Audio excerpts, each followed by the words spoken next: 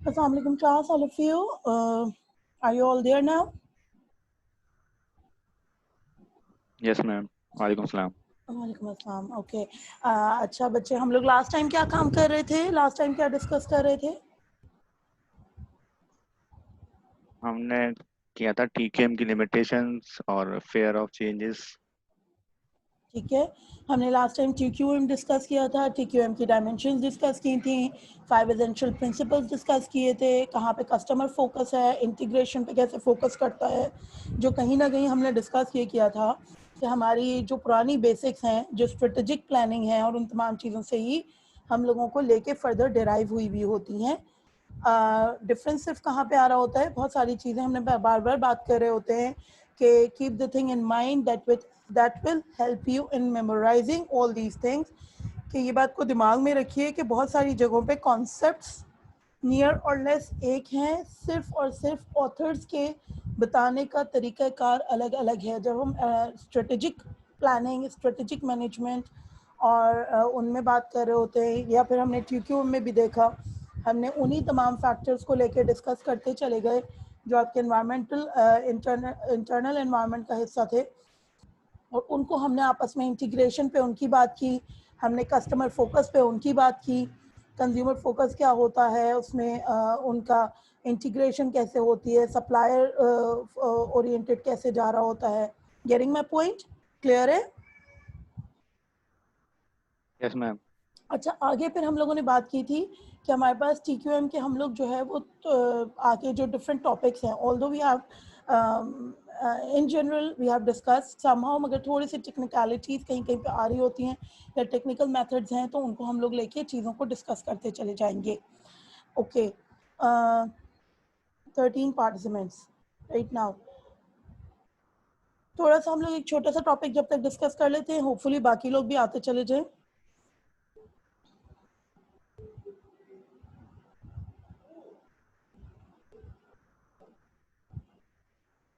Okay, that is the topic right now under discussion, that is strategic quality planning. ठीक है ना? Strategic quality planning, what is this all about? हमारा ये जो topic है, अब ये टीक्यूएम में जब हम लोग बात कर रहे होते हैं, तो हमने जैसे आउटलाइन के वक्त में डिस्कस किया था, हमने कहा था टीक्यूएम में आप देख रहे हैं कि एक एक करके एचआरएम वहाँ पे डिस्कस हुआ है, एचआरएम के अलावा आपके पास सप्लाई चेन वहाँ पे डिस्कस हुआ है, सप्लाई चेन वहाँ पे डिस्कस हुआ है, एचआरएम वहाँ पे डिस्कस हुआ है, फिर स्ट्रेटेजिक क्वालिटी प्लानिंग वहाँ पे डिस्कस हुआ है, और आप लोग जब बात कर रहे होते हैं प्रोडक्शन की, वहाँ पे वो चीज़ आ रही है, यानी ये कि वही लीडरशिप वहाँ पे आ रही है। यानी अलग से ये तमाम चीज़ें अगर आप इनकी उसमें थ्योरीज में हम डिस्कस करेंगे अभी, तो वही चीज़ें those you have already started in management, those you have already started in OB, वो अलग नहीं आ रही होती। बस क्या है, आपका पर्सपेक्टिव चेंज होता है, और पर्सपेक्टिव के साथ साथ आपकी कंसेप्चुअल अंडरस्टैंडिंग के साथ आपको स्टेप इम्प्लीमेंटेशन करनी होती है। Now moving on towards what is strategic planning. Strategic planning sets the long term direction of the organization in which it wants to proceed in the future. जैसे हमारे पास normal हमने management में पढ़ा था, हमारे पास कैन यू हियर मी? हमारे पास 3 तरीके की प्लानिंग्स होती हैं। यस मैम, आ रही है आवाज। 3 तरीके की प्लानिंग्स होती हैं। कौन कौन सी? मैनेजमेंट में 3 लेवल्स कौन कौन से जा रहे होते हैं? Strategic level,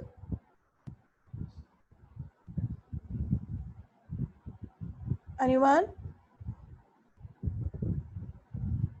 Strategic level management, tactical level management, and operational level management. Isn't so? Isn't it? Class, anyone there? Yes ma'am. ठीक है ना? आप लोगों ने सबने मैनेजमेंट पढ़ा है। मैनेजमेंट में 3 लेवल्स ऑफ मैनेजमेंट हमने डिस्कस कर रहे होते हैं।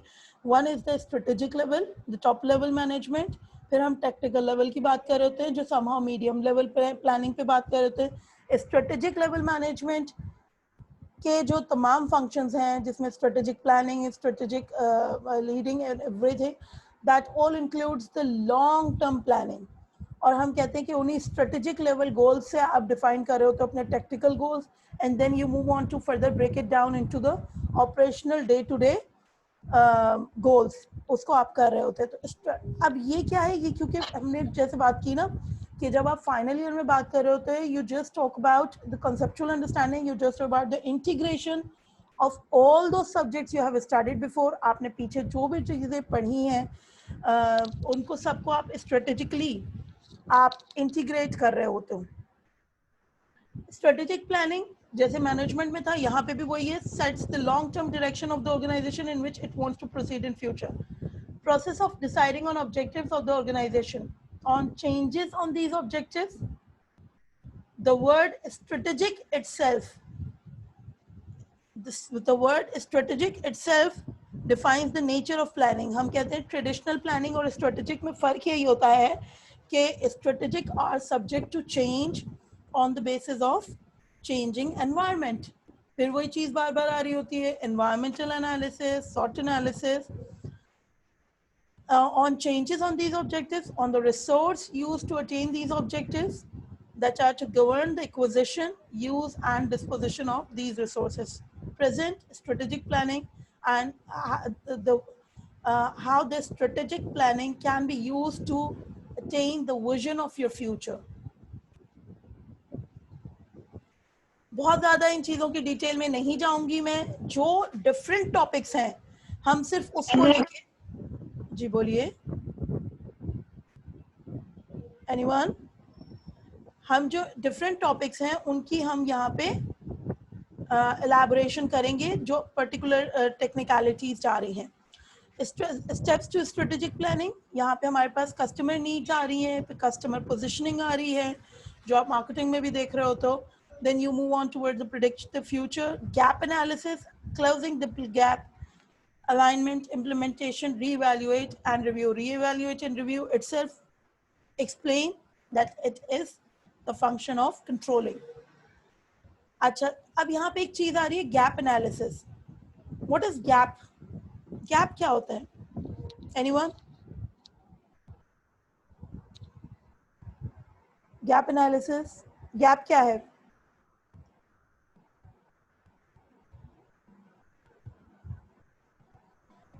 Anyone class?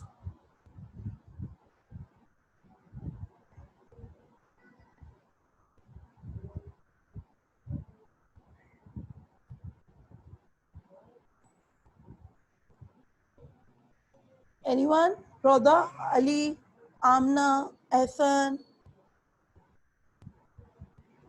मैम जो हमारे फ्यूचर गोल्स होते हैं उनको अटेन करने में जो बीच में गैप या कोई इन्फो गैप आ रहा होता है तो उसको कैसे एनालिसिस करना है कि हम किस तरह से अटेन कर सकते हैं?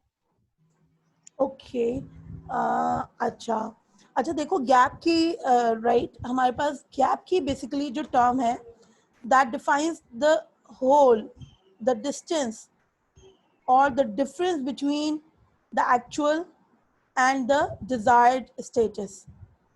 जब हम लोग रिसर्च में भी एक बात कर रहे होते हैं तो रिसर्च में भी हमारे पास गैप का वर्ड आता है, सर्विस मार्केटिंग में भी हम लोग सर्विस मार्केटिंग और इन तमाम चीज़ों में भी हम लोग गैप का वर्ड यूज़ कर रहे होते हैं, क्योंकि वहाँ पे ख़ास तौर पे स्ट्रेटेजिक प्लानिंग बहुत ज़्यादा इंपॉर्टेंट होती है, keeping in mind the fact that services are subject to change every now and then, variable होती हैं और वो तमाम चीज़ें आ रही होती हैं। गैप जब हम लोग कह रहे होते हैं कि एक्चुअल क्या है स्टैंडर्ड, एक्चुअल क्या परफॉर्मेंस है, और डिजायर्ड स्टैंडर्ड क्या है, डिजायर्ड परफॉर्मेंस क्या है, तो जो डिफरेंस आ रहा होता है that is considered age gap. और फिर उसको अब यहाँ पे हम कह रहे हैं कि गैप को आप एनालाइज करते हो, what is the actual gap, what is the actual gap, what are the reasons behind the gap. यानी ये कि हम लोग जब देखो प्रॉब्लम आइडेंटिफिकेशन भी जब हम लोग कर रहे होते हैं, एक ऑर्गेनाइजेशन है उसकी प्रोडक्शन में प्रोडक्शन क्वालिटी अच्छी नहीं आ रही, जो स्टैंडर्ड है वो कुछ और है और जो आपकी एक्चुअल है वो कुछ और है। अब व्हाट इज द रीजन? पहले तो आपने ये डिस्कस कर, ये वो कर लिया, आइडेंटिफाई कर लिया कि जी गैप है, फिर आपने ये बात की कि अगर है तो क्यों है। There is not a single reason behind the difference in quality of any particular product. जब इवन आप घर में भी कोई नॉर्मल प्रोसीजर अप्लाई कर रहे हो, तो कोई नॉर्मल प्रोसेस अप्लाई कर रहे हो, let's say we are cooking in the kitchen, तो मैं कह रही होती हूँ क्योंकि स्टैंडर्ड और बेंचमार्क तो ये कहता है कि ये ऐसा ऐसा टेस्ट का होना चाहिए है, मगर जो एक्चुअल है वो ये है। अब उसमें रीजंस में कुछ भी आ सकता है। It can either be the process itself, it can either be the difference in quality of the material used, it can either be the difference in the skill of the person, the one who is making the food. So we need to understand the circumstances, the infrastructure. किसी वक्त हम कह रहे हैं, for example, if I'm cooking the rice, if I'm making the tea, so the same amount of tea, the same amount of ingredients, the skill of the person is the same. However, I'm unable to get the full pressure of the gas. अब क्या है उस सूरत में, वो जो आपका जो stove की वर्किंग है उसकी वजह से क्या है, आपकी टी का जायका, चाय का जायका खराब हुआ होता है. So there may be a number of reasons behind the difference in the quality desired and the actual quality. So you have to identify the right point. Gap को एनालाइज करने से मुराद यही होती है कि आप उसको अंडरस्टैंड कर रहे होते हैं कि उसकी वजह क्या रही है, and then we try to close the gap by making amendments, by making changes, by improving the performance. और इनको चीज़ों को align the plan with the mission and vision. आप उसी चीज़ जो आपने नया प्लान बनाया, नया वो किया, amendments की, उनको align कीजिए mission और vision के साथ. There is no 100% surety, there is no 100% success of any particular strategy. Always keep in mind the fact, whenever you try to rectify one problem, you will come up with another problem. आपने कहा कि एक organisation के अंदर आप let's say आपने suffocation को workout करने के लिए आपने एयर कंडीशनिंग पे चले गए. एयर कंडीशनिंग के साथ कॉस्ट का प्रॉब्लम आ गया, या एयर कंडीशनिंग के साथ दूसरे इश्यूज आ गए. सो आप जब बात कर रहे होते हो ना कि आप कोई भी एक सोल्यूशन लेते हो और उस सोल्यूशन को अप्लाई कर रहे होते हो, तो उस बजाते खुद वो solution itself is bringing some other problems. Any question? Any question class? No ma'am. ठीक है ना, वही पुरानी चीज़ है, इसमें कोई फर्दर इतनी ज़्यादा डिफ़िकल्ट चीज़ नहीं आ रही. Difference between goals, objectives and plans, does it need to be defined? ठीक है ना, you can go through the material. ये वही चीज़ है जो हम लोग पीछे स्ट्रेटेजिक मैनेजमेंट में, स्ट्रेटेजिक प्लानिंग में पढ़ते रहे हैं. Improving customer satisfaction, cost reduction targets, improving shareholders value, improving market share. All in all, we have discussed in total quality management as well. Strategic planning versus traditional planning. Focus on customer, focus is not defined. Focus on process and focus on products. अच्छा, जो हम traditional planning में ख़ास तौर पे हम लोग बात कर रहे होते थे, वो हमारे पास इमीडिएट वो जो होता था, वो हमारा फोकस किस पे होता था? प्रोडक्ट्स पे. But then we moved on towards the process orientation. हम ग्रेजुअली हमने अपना ब्रॉड किया, हमने सर्विसेज पे. अगर मैं सिंपल उसमें बात करूं तो इसी को मैं थोड़ा सा अगर अमेंड करूंगी, तो अमेंडमेंट के नतीजे में इसको अगर मैं देखूं तो प्रोडक्ट पे focus is somehow indicating the changes in goods, और फोकस ऑन प्रोसेस हमें बता रहा है कि हम लोग services, the man involve, the man power involve, human power involve, और सर्विस डिफरेंशिएशन हम कैसे लेकर आ सकते हैं. हमारे पास ये तमाम चीज़ें ग्रेजुअली हमें वर्कआउट करनी होती हैं, और वर्कआउट हम कर रहे होते हैं. इसमें कहीं पे कोई problem? Okay, is that all class? इसमें कहीं पे कोई प्रॉब्लम किसी को?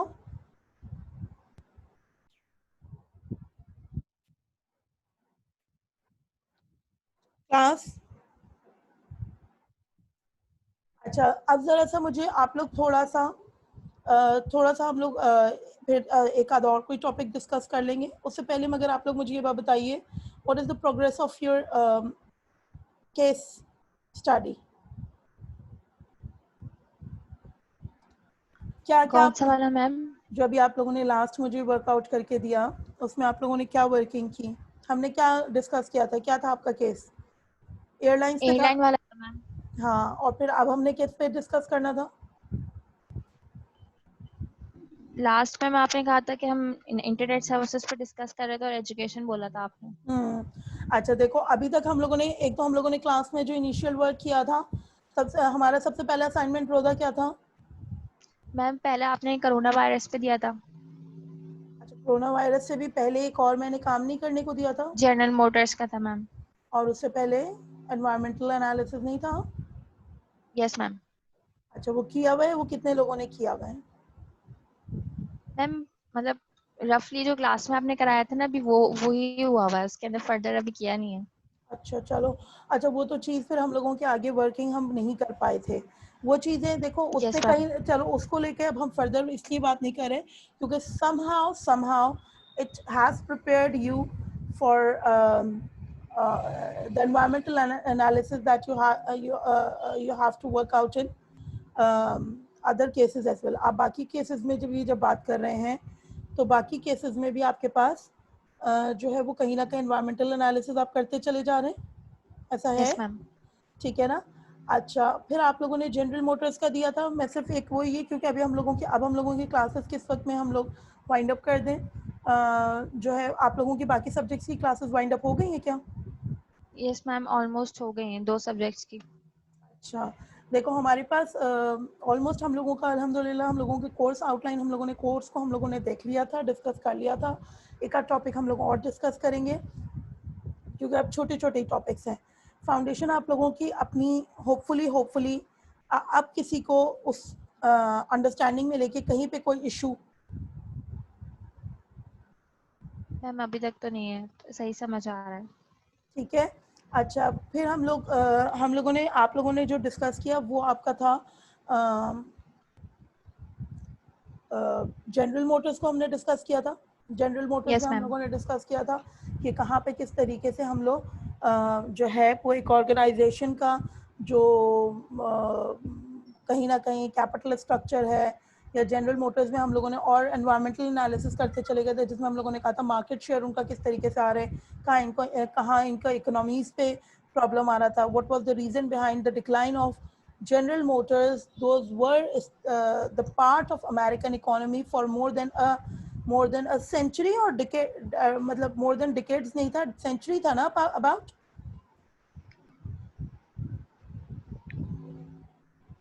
It was established for more than 100 years. Yes ma'am I think सही से याद नहीं है। ठीक है ना?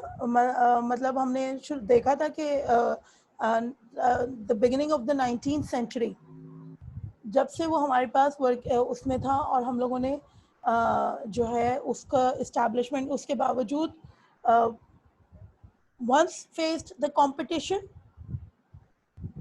जैसे उनको कंपटीशन आया, आपके पास जापानीज मोटर्स आई, टोयोटा और ये तमाम, तो वहीं पे फौरन की फौरन उनका क्या हुआ, डिक्लाइन शुरू हुआ। ठीक है ना? उसको लेके मैंने यस आप मैम। लोगों से उसको लेके हम लोगों ने फैक्ट्स एंड फिगर्स डिस्कस किए थे, और मैंने आप लोगों से कहा था just try to come up with your own case study जिसको लेके हम लोग वो केस स्टडी जिसको लेके हम लोग बात कर रहे हैं, इस आउटलाइन को जो मैंने आपको प्रोवाइड किया। ठीक है ना? अच्छा, यस मैम। फिर हम लोगों ने दूसरा जो सेक्टर डिस्कस किया था वो था एयरलाइंस के केस स्टडी ड्राफ्ट करने में किसी को कहीं पे कोई प्रॉब्लम तो नहीं आई?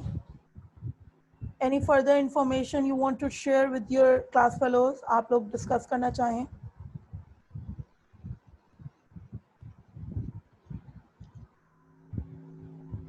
Any other, anyone class? No ma'am, but if it's possible अगर आप कोई केस स्टडी पर्टिकुलरली चेक करके बता सकती हैं कि मतलब सारी चीज़ें ठीक है नहीं है, कुछ मिसिंग है, सो दैट जो हम फर्दर करें सारी फिर हम प्रॉपरली हो रही हों। ओके अच्छा देखो आप ना, मैं एक काम ये करूँगी कि आप लोग एक काम ये कीजिए, मैं आप लोगों को एक मरतबा आप लोग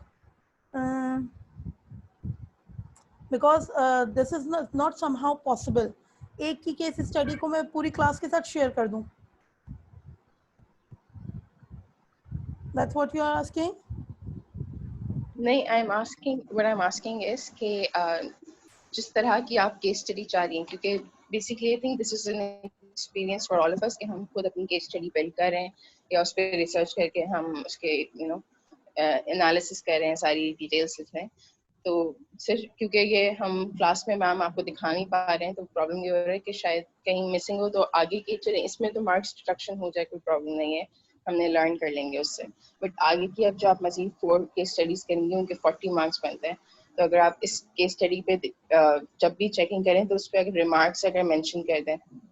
अच्छा देखो, अच्छा एक चीज़ मैं तुम लोगों के साथ डिस्कस कर लेती हूँ। मार्क्स देखो इंशाल्लाह मैंने आप लोगों से पहले भी बोला था, जनरल मोटर के थोड़े से हम लोग मिनिमाइज कर देते हैं, थोड़े से नॉर्मल मतलब रखेंगे, मगर हो सकता है ये जो बाकी आप लोगों ने सेक्टर एनालिसिस और बाकी चीज़ों को लेके आप वर्किंग कर रहे हो, इसको लेके हम लोग आपके मार्क्स को थोड़ा सा इंक्रीज कर देंगे, ठीक है ना? वर्किंग आप लोग अपनी जितनी अच्छी रखेंगे एक चीज़, क्योंकि आप लोगों को मालूम है थोड़ी सी अनप्रडिक्टेबिलिटी तो आ रही है सिनेरियो को लेकर, तो आप लोग जितना अपना सेफ साइड, हमने पहले भी बात की थी, आप लोग जितना अच्छा सेफ साइड अपना जो है वो अपने इसको रखेंगे, किसको, क्लास पार्टिसिपेशन और इन तमाम चीज़ों को, तो आप लोगों का ज़्यादा बेहतर रहेगा। अच्छा एक मरतबा में इसको, क्योंकि जिस दिन हम लोग मेरे ख्याल में डिस्कस कर रहे थे उस दिन डिस्टर्बेंस बहुत आ रही थी आउटलाइन ना? Yes ma'am. Yes ma'am. Okay थोड़ा सा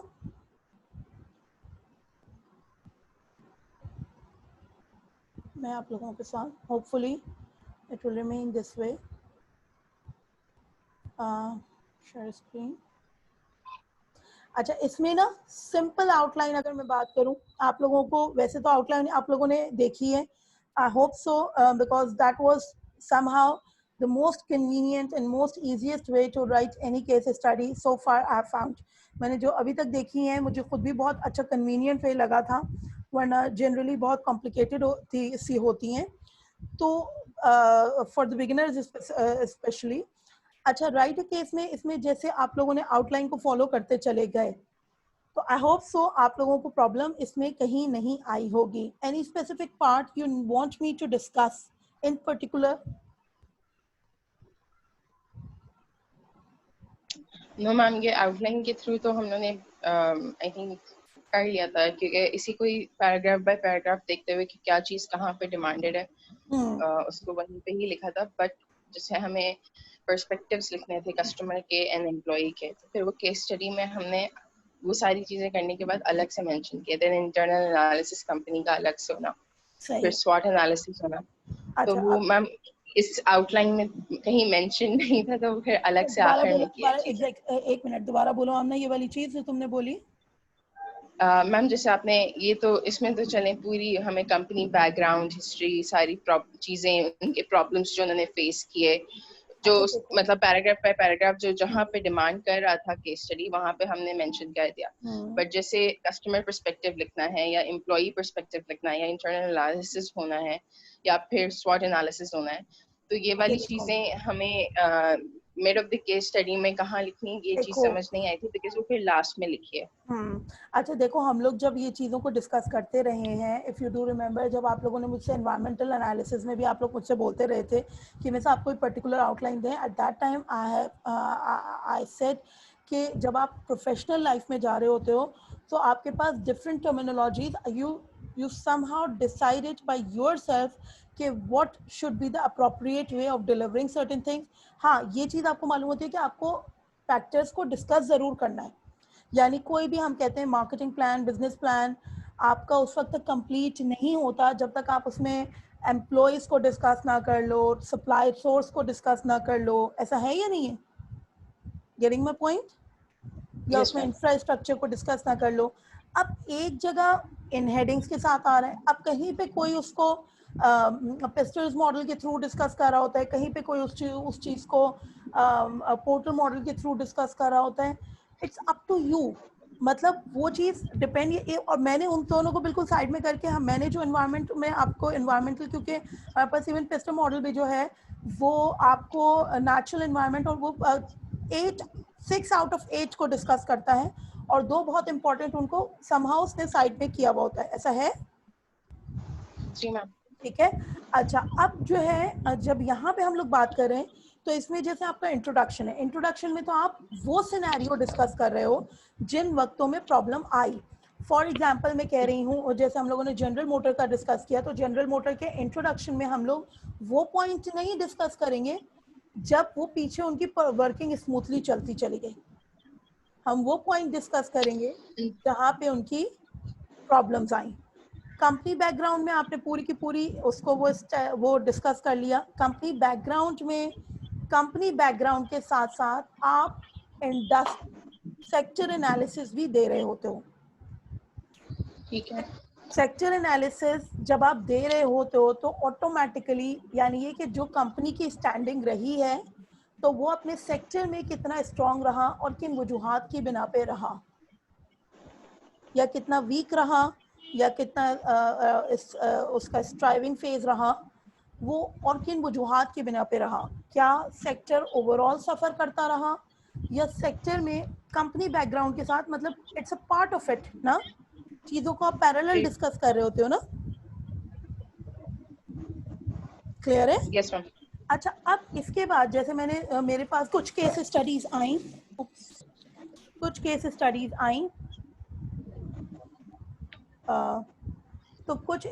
स्टडीज में हमारे पास जो है एक मिनट, सॉरी आई जस्ट, हाँ जी, कुछ केस स्टडीज में ऐसा था कि जब मेरे पास आई हैं तो उन्होंने उसमें क्या किया हुआ था, उन्होंने उसमें इंट्रोडक्शन और बैकग्राउंड तक तो डिस्कस किया था, मगर जहाँ पे यानी ये कि अगर आप इसको इसी को जस्ट अब ये देखो, ये हमारे पास क्या आ रहा है, टॉप डाउन पैरामिड आ रहा है। अब इस पैरामिड में अगर आप देखो तो हमारे पास ओपनिंग पैराग्राफ है। अच्छा, इसमें सिर्फ इतना नहीं बात है, इसमें क्या है, एक इसमें वॉल्यूम भी, ये पैरामिड बजाते खुद सिर्फ हायरार्की नहीं डिस्कस करा, ये पैरामिड आपको जो है वो कहीं ना कहीं पूरे का पूरा आपकी केस का वॉल्यूम भी डिस्कस कर रहा है। ओपनिंग पैराग्राफ कितना वॉल्यूम में कितना ज़्यादा होना चाहिए, कितने वर्ड्स होने चाहिए, कितना वो, या जो भी टोटल केस की आपका वॉल्यूम है उसके मुताबिक ओपनिंग पैराग्राफ कितना पार्ट होना चाहिए। लेट्स से अगर मैं कह रही हूँ 100% आपका वो है, आपका टोटल केस की वर्थ है, तो उसमें अगर मैं कहूँ कि 50, 40, 30, 20, 10, यानी 50% कंपनी बैकग्राउंड हो जाए, स्पेसिफिक एरिया ऑफ इंटरेस्ट 40% हो जाए, यानी उससे थोड़ा सा कम वर्ड्स पे डिफाइंड हो। अच्छा, स्पेसिफिक एरिया ऑफ इंटरेस्ट और फिर स्पेसिफिक प्रॉब्लम, यानी ये कि यहाँ तक तो आप आए जनरल पे बात, आपने इंडस्ट्री एनालिसिस किया, आपने सब एरियाज को लेके बात की। स्पेसिफिक एरिया में आप जाओगे स्पेसिफिक डोमेन पे, whether that was the production, whether that was the total quality, whether that was a default in the human resource, whether that was a problem in the raw material, आप कहाँ पे, हमारे पास case studies HRM की भी होती हैं, marketing की भी होती हैं, ग्लोबल की भी होती हैं, इंटरनेशनल बिजनेस की भी होती हैं, TQM की भी हैं, ऐसा है या नहीं है? आपने जनरल उठाने के बाद अब आप specific area of interest, specific area of interest यानी आप अपने इंटरनल फैक्टर्स में से आप कौन से एरिया को फोकस कर रहे हैं, कहाँ पे प्रॉब्लम, जो प्रॉब्लम आया था वो स्पेसिफिकली कौन से एरिया को रिप्रेजेंट कर रहा है, कौन से एरिया को हाईलाइट कर रहा है, पिन पॉइंट कर रहा है। Getting my point Aamna? Yes ma'am. ठीक है। और फिर वहां पर से यानी एरिया कौन सा है, HRM है, मार्केटिंग है, TQM है, और आपका गवर्नेंस है, ट्रांसपेरेंसी है, फाइनेंस है, ठीक है ना। फिर उसमें से आप अपनी अगले हेड उठाते हो, यानी उन्हीं में से चीज़ों, पुरानी चीज़ों को जो डिस्कस करते जा रहे हो ब्रॉड पर्सपेक्टिव में, उन्हीं में से स्पेसिफिकली आपने रिसर्च पढ़ी है ना थोड़ी बहुत, अभी तक तो स्टार्ट तो कर दी होगी। Yes, ma'am. तो रिसर्च में आप लोगों ने डिडक्टिव अप्रोच पढ़ी है ना, इंडक्टिव और डिडक्टिव अप्रोच जो हम लोग बात कर रहे होते हैं। जी मैम। और डिडक्टिव में हम कह रहे होते हैं कि हम ब्रॉड सिनेरियो से हम ग्रेजुअली क्या कर रहे होते हैं, तो केस स्टडी बताते खुद क्या है, that is a part of research. तो आप ब्रॉड उससे क्या करते जा रहे हो, आप डिडक्ट करते जा रहे हो। आपने एरिया उठाया और फिर एरिया में से आपने स्पेसिफिक प्रॉब्लम उठा लिया, क्योंकि आप एक वक्त में ये भी हो सकता है कि बहुत सारी कंपनीज में साइमल्टेनियसली बहुत सारे प्रॉब्लम्स आ रहे हों। लेट्स से आप बात कर रहे हो एयरलाइंस की, आपने एयरलाइंस का पूरा सेक्टर, अब वहाँ पे कंपनी बैकग्राउंड आपने तो एक उठाया, मगर साथ के साथ आपने सेक्टर एनालिसिस भी किया ना कि ओवरऑल इस वक्त सिनेरियो क्या जा रहा है। अब उसमें आपने, जब मैं इस वक्त बात कर रही हूँ, इस वक्त एयरलाइंस में इंफ्रास्ट्रक्चर के एंड पे भी जरूर प्रॉब्लम आ रही है, एम्प्लॉय एंड पे भी प्रॉब्लम आ रही है, कस्टमर एंड पे भी प्रॉब्लम आ रही है ना, ऐसा है या नहीं है? Yes ma'am. यानी कस्टमर से बात शुरू करते हैं। कोरोना के नतीजे में आपका शुरुआत कहाँ से हुई? कोरोना के नतीजे में, कोविड के पेंडेमिक के नतीजे में हमारे पास मार्केट शेयर डिक्लाइन हुआ। मार्केट शेयर का ताल्लुक है कस्टमर से। कस्टमर को जब मैंने सामने रखा तो कस्टमर को लेके हमारे पास जो है, एक मिनट,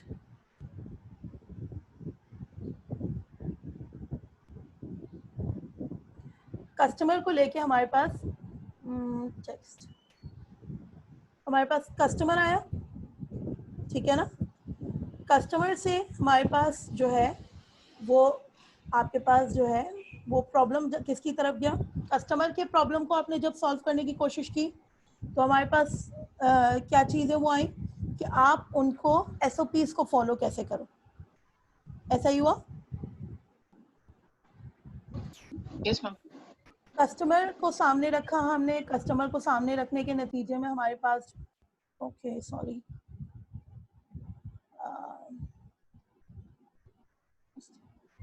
कस्टमर को जब हम लोगों ने सामने रखा तो हमारे पास, हमने कहा कि आपके पास SOPs को कैसे फॉलो किया जाए, यानी उनको, कस्टमर्स को वापस मोटिवेट करने के लिए, उनको इनवाइट करने के लिए हम जो है एक काम करते हैं, हम लोग जरा सा न्यू विंडो पे जाते हैं, ठीक है ना, because it will somehow cut off in the mid of discussion.